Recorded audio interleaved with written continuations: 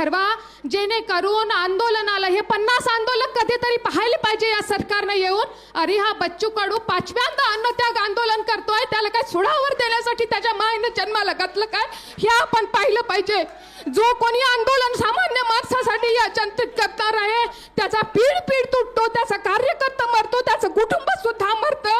आणि म्हणून शासनानं स्वतःची गेंड्याची कातडी बाजूला ठेवून, कोणताही शासन असेल, आज भाजपचं असेल, उद्या काँग्रेसचं असेल, या सामान्य माणसाच्या आणि शेतकऱ्याच्या प्रश्नासाठी, या दिव्यांगाच्या प्रश्नासाठी सगळे पक्ष आणि जातपात दूर ठेवा, आपला स्वार्थ दूर ठेवा आणि कधीतरी या मातीच्या माणसासाठी एकदा नियोजन करा आणि त्याची अंमलबजावणी करा, ही विनंती आहे. यापुढे खबरदार का बच्चू कडूला अन्नत्याग आंदोलनाला कोणी फाशी पाडलं तर लक्षात ठेवा, प्रहारचा कार्यकर्ता संपूर्ण मंत्रिमंडळाला अन्नत्याग करायला लावेल, हा प्रहारच्या वतीनं शब्द आहे.